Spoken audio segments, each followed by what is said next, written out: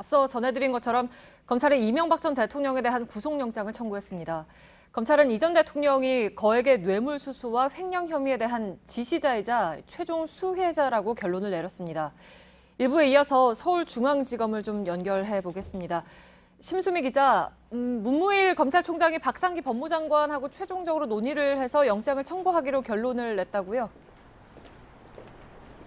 네, 문무일 검찰총장은 오늘 오후 4시 50분 박상기 법무부 장관을 직접 만나서 이명박 전 대통령의 구속영장 청구 여부를 논의했습니다. 약 20분간 긴밀하게 상의한 끝에 영장 청구가 필요하다는 결론을 내린 시각이 오늘 오후 5시 10분경입니다.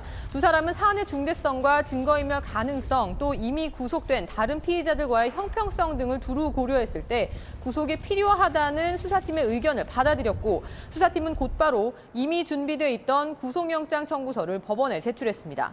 네, 이명박 전 대통령 측은 검찰이 더 쉬운 혐의를 인정할 수가 없다라는 반응을 내놨는데 검찰은 어떤 입장입니까?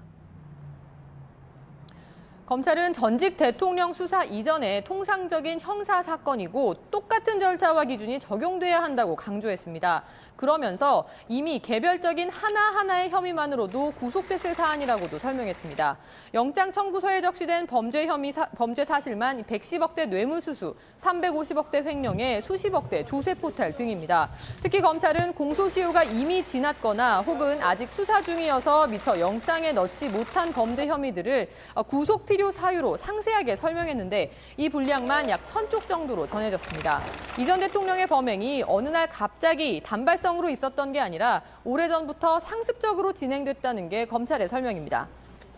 네, 이제 그런 범행들이 물증과 진술로 뒷받침된다라는 게 검찰의 설명이고, 또 영장 실질 심사에서 기존에 공개되지 않았던 새로운 증거가 나올 수 있다라는 관측도 나오고 있죠.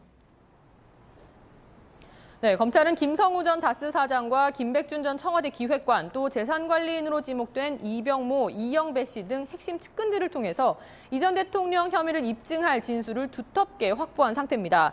또 영포빌딩 지하 창고에서 확보한 이 청와대 문건이나 차명재산 장부 등 진술을 뒷받침할 물증도 상당수 갖고 있는 것으로 전해졌는데요. 앞선 14일 조사에서는 이 전 대통령 입장을 충실히 들어줬을 뿐 이들 증거를 거의 노출하지 않았습니다. 이 영장 실질 심사를 염두에 둔 포석으로 풀이가 되는데요. 앞서 검찰은 우병우 전 수석 등의 영장 실질 심사에서도 전혀 새로운 증거를 제시하면서 상대 측 방어 논리를 무너뜨린 바 있습니다. 네, 서울중앙지검에서 심수미 기자가 전해드렸습니다.